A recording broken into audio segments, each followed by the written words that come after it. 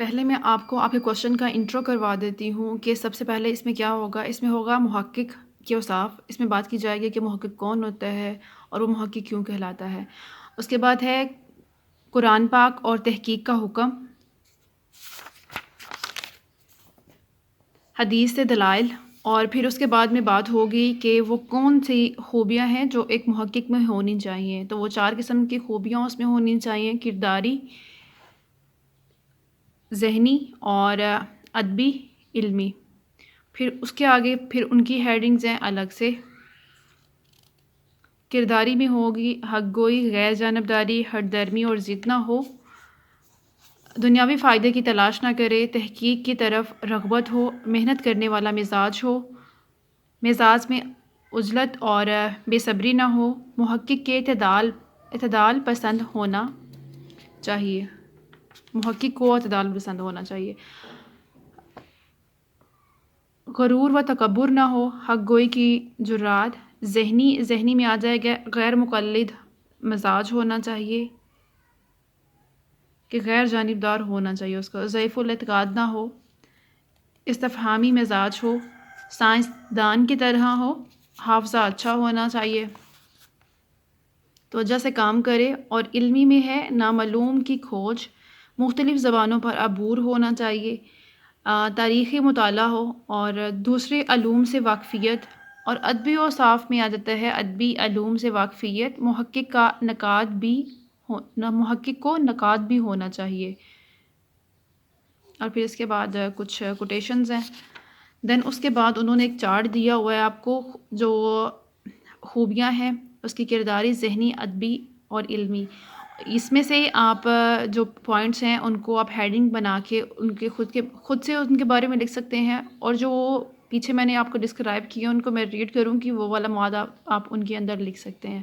جو کوئی ہیڈنگز رہ جائیں گی، آپ اپنے کوشچن کو لینتھی کرنے کے لیے یا امپریسو کرنے کے لیے 2-3 لائنز جو ہیں نا وہ اس میں کوٹ کر سکتے ہیں، تاکہ وہ آپ کا کوشچن اس کی ہیڈنگ زیادہ ہو جائیں، جہاں آپ اپنی کوشچن کو تھوڑا سا لینتھی کر پائیں۔ محقق کے اوصاف: محقق کون ہوتا ہے، وہ محقق کیوں کہلاتا ہے، اور کیا یہ فطری عمل ہے؟ ان سوالات کے جوابات کا مختصر جائزہ کچھ یوں لیا جا سکتا ہے: محقق کا کام تحقیق کرنا ہے، حقیقت کی تلاش کرنا، گو کہ یہ ایک مشکل اور صبر آزما کام ہے۔ محقق میں صرف ادب سے تعلق رکھنے والے لوگ ہی شامل نہیں، بلکہ اس میں دوسرے علوم کے لوگ بھی شامل ہیں، جن میں ڈاکٹر، حکیم، سائنسدان وغیرہ۔ جو بھی کسی شعبے میں کوئی نئی چیز دریافت کرتا ہے وہ محقق کہلاتا ہے، یعنی کہ نئی چیز کی دریافت کرنا، تحقیق کرنے والا محقق کہلائے گا۔ جیسے پولیس کے محکمے سے تعلق رکھنے والے وہ تحقیق کرتے ہیں کہ جرم کس نے کیا اور کس وقت کیا، تفتیش کے دوران یہ سب تحقیق کے عمل میں سے گزرتے ہیں، لہٰذا وہ اپنے شعبے کے محقق کہلاتے ہیں۔ تحقیق کا حکم کہاں سے ملا؟ اس کے دلائل یہ ہیں: قرآن پاک اور تحقیق کا حکم۔ قرآن پاک میں جو انسانیت کے لیے ہدایت اور رہنمائی کا سرچشمہ ہے، اس میں جہاں دوسرے اچھے افعال کے کرنے کا حکم دیا ہے، وہاں تحقیق کے کرنے کے بارے میں بھی حکم دیا ہے۔ تقریباً 756 آیات تحقیق کے متعلق ہیں۔ اللہ تعالیٰ نے بار بار غور و فکر کا اور مشاہدے کا حکم دیا ہے۔ قرآن پاک میں اس کے لیے جو الفاظ استعمال ہوئے ہیں: غور و فکر، تدبر، جستجو، بصیرت، مشاہدہ، جان فشانی، ترجمہ، اور ہم نے زمین پر بہت سے نباتات اگائے ہیں تو کیا یہ غور و فکر نہیں کرتے، اس میں نشانیاں ہیں۔ اور جگہ اللہ تعالیٰ نے فرمایا، ترجمہ: تمہارے لیے جو کچھ آسمانوں اور زمین میں ہے سب کا سب، بے شک اس میں عقل مندوں کے لیے نشانیاں ہیں۔ ایک اور جگہ ارشاد ربانی ہے، اور ہم نے بہت سے انسان اور جن پیدا کیے ہیں تو کیا یہ غور نہیں کرتے، یہ تو بدتر ہیں چوپایوں سے بھی، یعنی کہ مواشیوں سے بھی بدتر ہیں جو غور و فکر نہیں کرتے ہیں۔ سورہ اعراف۔ اور اس طرح اور بہت سی آیات ہیں جن میں اللہ تعالیٰ نے غور و فکر اور تحقیق کا حکم دیا ہے۔ انسان جب غور و فکر کرتا ہے تو اس پر بہت سے راز افشا ہوتے ہیں۔ تحقیق اور غور و فکر کا ہی نتیجہ ہے کہ انسان جو غاروں میں رہتا تھا آج چاند پر پہنچ گیا۔ اس پر کائنات کے ایسے ایسے راز کھلے کہ عام انسان حیران و شرمسار رہ جاتا ہے۔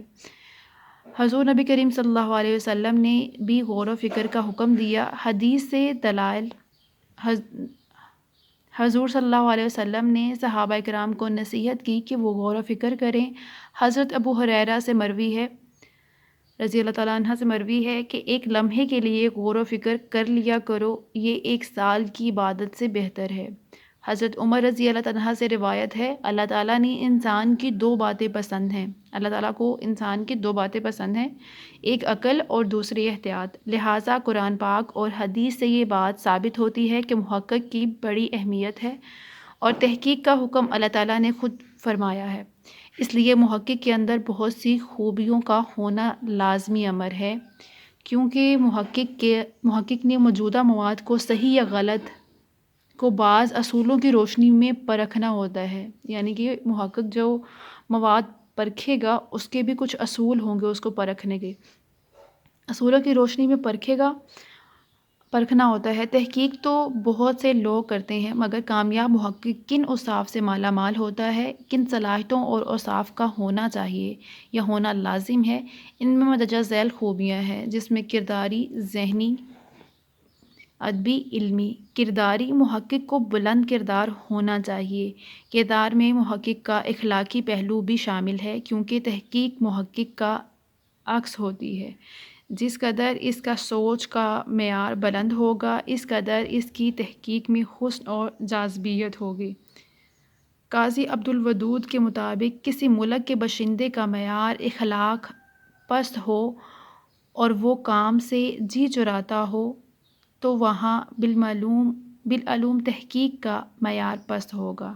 یعنی ایسے لوگ یا ایسے باشندے جن کا معیار اخلاق پست ہوتا ہے وہ جی چراتے ہیں تحقیق سے بھی، اور ان کا تحقیق کا کام جو ہے وہ اپنے معیار سے گرا ہوا ہوگا۔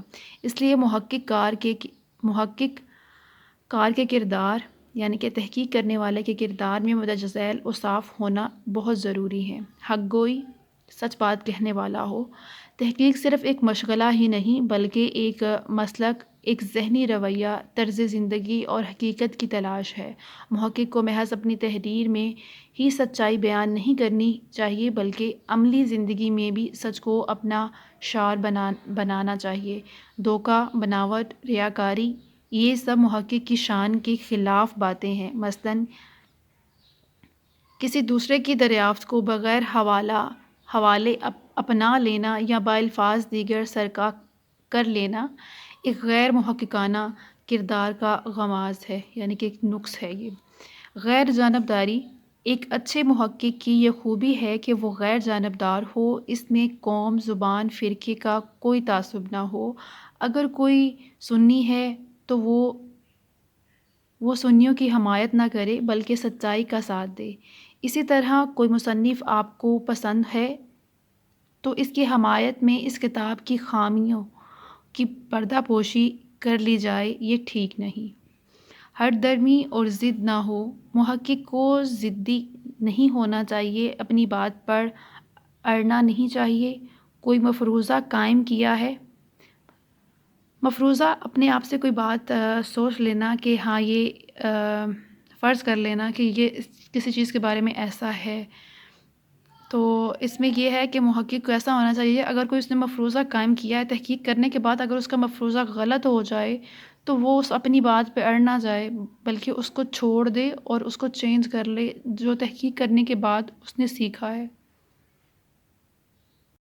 اس کو میں نے آپ کو سمجھا دیا ہے، اس کو آپ ریڈ آپ کر لیجئے گا۔ نیکسٹ میں آپ کو بتانے جا رہی ہوں، دنیاوی فائدے کی تلاش نہ کرے۔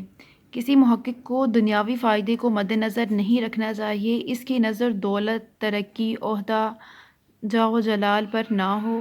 یہ نہیں کہ پی ایچ ڈی کی ڈگری لے لی، بے روزگاری کا حل نکل آئے گا، یا کتاب تحریر کر کے کسی اکیڈمی سے انعام کی طلب ہو، یہ سب ٹھیک نہیں۔ ڈاکٹر گیان چند کے مطابق یہ سب خواہش فطری ہیں، لیکن اس کے سائے میں کی ہوئی تحقیق اتنی بے لوث اور منظم نہیں ہوتی جتنی بے غرض تحقیق کی ہوتی ہے۔ یعنی کہ اگر آپ کسی چیز پہ تحقیق کر رہے ہیں، آپ کو کوئی پیسے دے تو اس کے بارے میں جو مرضی لکھوا لے، ایسا بھی نہیں ہونا چاہیے۔ اور نہ ہی آپ کسی چیز کے بارے میں تحقیق کر رہے ہیں تو اس کو آپ اچھا کہیں گے تو آپ کو یہ امید ہے کہ ان سے انعام مل جائے گا یا پیسے زیادہ مل جائیں گے، کچھ بھی۔ تو دنیاوی فائدے کے لیے آپ اپنے علم کو نہ یوز کریں، بلکہ جو آپ کے فرائض ہیں ان کو مد نظر رکھتے ہوئے کریں۔ تحقیق کی طرف رغبت محقق میں سب سے اہم خوبی تحقیق کا شوق ہے۔ تحقیق لطف اندوز ہونے کے لیے ہو، بے غرض بے لوث تحقیق کرنے کا مزاج ہو۔ جیسے امریکہ میں 20% لوگ تحقیق کا کام کو ادھورا چھوڑ دیتے ہیں کیونکہ موضوع ان کے مزاج کے مطابق نہیں ہوتا ہے۔ تو تحقیق کی طرف رغبت یعنی کہ وہ اس کو پسند کرنے والے، اس لیے محقق کو لگن، محنت اور حوصلے سے تحقیق کرنی چاہیے۔ تحقیق کی طرف رجحان ہونا ضروری ہے اور جوش و جذبے کے ساتھ وہ اپنے کام کو پایہ تکمیل تک پہنچائے۔ پھر اس کے بعد ہے ہیڈنگ محنت کرنے والا مزاج ہو۔ محقق کام چور نہ ہو بلکہ خوب دل لگا کر محنت کرنے والا ہو۔ اگر اس کے مزاج میں محنت کا مادہ نہیں تو جلد اکتا کر کام چھوڑ دے گا۔ اس لیے محقق کو دل جمعی سے کام کرنا چاہیے کیونکہ تھوڑے سے مواد کے لیے بہت زیادہ کتابیں پڑھنی پڑتی ہیں۔ ٹھیک ہو گیا، کوٹیشنز آپ اس میں ایڈ کر لیجئے گا اور اسکرین شاٹ لے کے۔ مزاج میں عجلت اور بے صبری نہیں ہونی چاہیے، جلد بازی نہیں ہونی چاہیے، بے صبرا نہیں ہونا چاہیے اس کو۔ اور کیونکہ ایک کہاوت ہے کہ جلدی کا کام شیطان کا ہوتا ہے، اور پروفیسر نذیر احمد لکھتے ہیں محقق اگر کھرے اور کھوٹے کی تمیز نہ کر سکے تو اس کی تحقیقی صلاحیت صحیح طور پر بروئے کار نہ آ سکے گی۔ نیکسٹ ہیڈنگ ہے محقق کو اعتدال پسند ہونا چاہیے۔ ایک محقق کے لیے ضروری ہے کہ وہ اعتدال پسندی سے کام لے۔ یہ نہ ہو کہ اپنی پسند کی چیز کو وہ بیان کرتے ہوئے اس کو بے نظیر کر دے اور جو چیز اور یا جو لوگ اس کو پسند نہیں ہے اسے خاطر میں نہ لائے۔ ڈاکٹر گیان چند رقم تراز ہیں کہ یہ نہ ہو کہ جسے پسند کرے اسے آسمان پر چڑھا دے اور جسے ناپسند کرے اسے بالکل کمزور قرار دے دے۔ اس بارے میں حضور نبی کریم صلی اللہ علیہ وسلم نے بار بار تاکید فرمائی ہے کہ میانہ روی اختیار کرو، ہر چیز میں میانہ روی اختیار کرو۔ آپ صلی اللہ علیہ وسلم فرماتے ہیں نہ اتنا خرچ کرو کہ فضول خرچ کہلاؤ اور نہ اتنے تنگ دست بنو کہ بخیل کہلانے لگو، لہٰذا میانہ روی اختیار کرو۔ اگر فارمولے کو ہم ادب پر لاگو کریں تو محقق کو بھی اعتدال پسند ہونا چاہیے، غرور و تکبر نہ ہو۔ محقق کو منکسر مزاج ہونا چاہیے اور تکبر و غرور جو ہیں وہ صرف اللہ تعالیٰ کی ذات کو ہی زیب دیتا ہے۔ جس کے پاس جتنا علم ہوگا وہ اتنا ہی منکسر مزاج ہوگا، یعنی کہ تحمل مزاج اور ٹھنڈے مزاج کا ہوگا۔ ٹھنڈے مزاج کا تو نہیں کہیں گے، خیر اچھے مزاج کا مالک ہوگا۔ اور محقق کو دوسروں کی مفید معلومات سے فائدہ اٹھانا چاہیے اور اگر کسی دوسرے کی غلطی پکڑے تو اسے کمتر نہ جانے۔ ضروری نہیں کہ انسان کے پاس ہر چیز کا علم ہو۔ محقق کو احساس برتری زیب نہیں دیتی کیونکہ جس ٹہنی کے ساتھ پھل زیادہ ہو وہ زیادہ جھکتی ہے یا جھکی ہوئی ہوتی ہے۔ حق گوئی کی جرات، ایک اچھے محقق کی یہ خوبی ہوتی ہے کہ وہ حق گو ہوتا ہے۔ اگر کسی ایسے انسان کی غلطی کی نشاندہی کی ہے جو بڑے عہدے کا مالک ہے تو ڈر کر سچ نہ کہنا اور اپنے مفاد کے لیے ان کی ہاں میں ہاں ملانا محقق کی بہت بڑی خامی ہے۔ محقق کو ہر حال میں سچ کہنے کی جرات ہونی چاہیے۔ ڈاکٹر گیان چند لکھتے ہیں کہ جن افراد یا موضوعات پر لکھنے میں اس قسم کا اندیشہ ہو ان پر کام نہ کرنا بہتر ہے۔ عام طور پر طور پر اندیشہ، وسوسہ، خوف و ہراس محقق کی طبیعت کے شان و شایان نہیں۔ محقق کا ذہنی اختلاف سے پاک ہونا چاہیے ذہنی صلاحیت اتنی ہو کہ کھرے اور کھوٹے کی تمیز کر سکے، بات کو صحیح طریقے سے جان سکے، کام کرتے وقت اس کا ذہن دوسرے خیالات سے پاک ہو، ورنہ وہ صحیح کام نہ کر سکے گا، بات کو سمجھنے کی صلاحیت ہو۔ اس کے علاوہ اس کے مندرجہ ذیل اوصاف ہونا ضروری ہے: غیر مقلد مزاج ہونا، مذہب میں ایمان بالغیب اور بیعت جائز ہے۔ محقق بقول سر شیخ عبدالقادر حافظ محمود شرانی لکھتے ہیں، محقق پر تحقیق لازم ہے اور تقلید حرام ہے، یعنی کہ وہ تحقیق اس پر لازم ہے، محقق پہ، تحقیق کرنے والے پہ، وہ کسی کی پیروی نہیں کرے گا کیونکہ وہ حرام ہے اس میں۔ پھر کیونکہ تحقیق تقلید ایک ساتھ ہو سکتی ہے، یہ تو ایسی بات ہے کہ جیسے کوئی کہے تجھ کو دیکھنا واجب ہے مگر جو بتایا گیا ہے اس کے سوا مت دیکھ، اسی کو تحقیق سمجھ، جو چیز مشتبہ بتائی گئی ہے اسے مشتبہ سمجھ۔ جی محسن الملک فرماتے ہیں کہ محقق کا تحقیقی عمل شروع کرنے سے قبل جو کچھ اس نے لوگوں سے سیکھا ہے یا خود کے دماغ میں ہے اس کو نکال دے، کیونکہ کسی کی حقیقت اور صحت پر پہلے سے یقین کرنا ایسا ہوگا کہ تحقیق کرنے پہ اس کی توجہ نہیں ہوگی، اور اگر ہوگی بھی تو اس نے اپنے آپ کو اپنے خیالات کو جو ہے وہ اہمیت دے گا، اور تحقیقات کرتے وقت انہی توہمات اور خطرات ایسے پیدا ہوں گے کہ تحقیق میں خلل ڈالیں گے۔ اور پھر ڈاکٹر محمود الہی رقم طراز ہیں جو اسے تھوڑا مختلف کہتے ہیں کہ تحقیق کرنے والے کو چاہیے کہ وہ ان سب باتوں کو جو لوگوں سے سنی ہیں اور جو کچھ اس کے دل میں گزری ہیں پیش نظر رکھے اور اس کی تحقیقات کرے تاکہ اسے خود معلوم ہو کہ حق کیا ہے اور باطل کیا ہے۔ محسن الملک کہتے ہیں کہ جی آپ نے جو لوگوں سے باتیں سنی ہیں اور جو آپ کے دل میں ہیں ان کو نکال دیں، وہ جو ہے آپ کے تحقیق کے دوران خلل بنے گی۔ اور محمود الہی رقم طراز ہیں کہ ان کو آپ نے پکڑنا ہے اور ان پہ اپنی ریسرچ کرنی ہے تاکہ آپ کو پتہ چلے کیا چیز غلط ہے کیا چیز صحیح ہے، ضعیف الاعتقاد نہ ہو۔ اگر کسی محقق میں اساطیر، توہمات، خرافات، فوق الفطرت تصورات کے حلقے سے باہر نہیں نکلنے کی ہمت ہے تو وہ صحیح معنیوں میں محقق نہیں ہے۔ محقق کا ایمان پختہ ہونا چاہیے، استفہامی مزاج ہو۔ محقق کسی بھی تحریر یا بیان کو قبول کرنے سے بیشتر اس کا تجزیہ کرے کہ اس کے خلاف ممکنہ دلائل پیدا کرے اور ان سے اس بیان یا دعوے کو پرکھے۔ سائنسدان کی طرح ہو،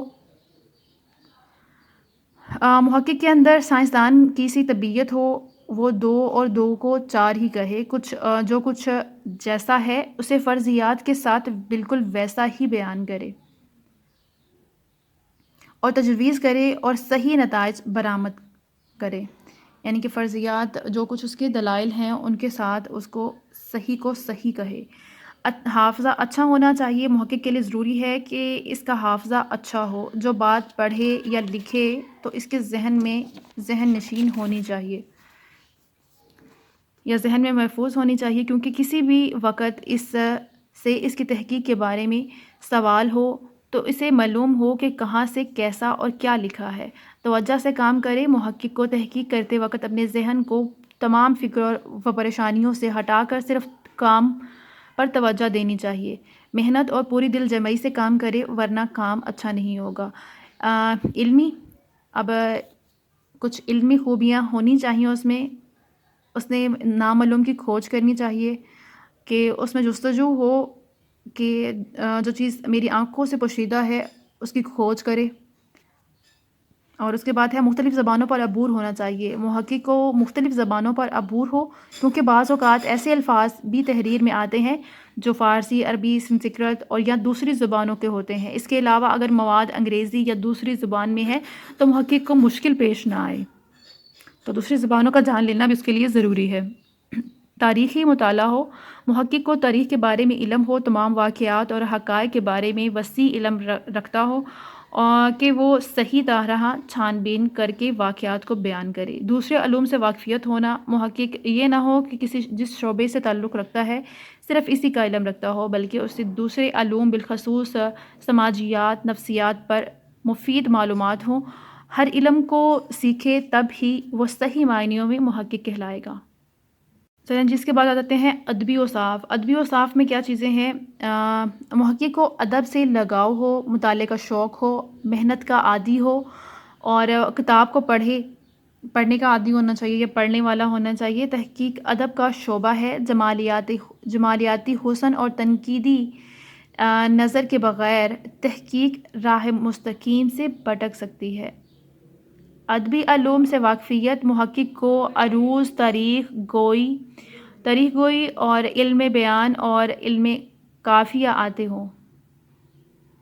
اگر کسی کا کلام مدون کرنا ہو تو عروض کی واقفیت بطور خاص ضروری ہے اور تاریخ کا صحیح علم رکھتا ہو، ورنہ تاریخ گوئی کے عوارض سے آشنائی نہ ہو تو اندیشہ ہے کہ تاریخ کے غلط اور اعداد و شمار نکال لے گا، یعنی کہ تاریخ میں کچھ اعداد و شمار نکالنے کا طریقہ ہے کہ اعداد جو ہیں وہ نمبر کو ریپریزنٹ کرتے ہیں، ان کو دیکھتے ہوئے کچھ ڈیٹس جو ہوتی ہیں انہیں معلوم کرنی ہوتی ہیں۔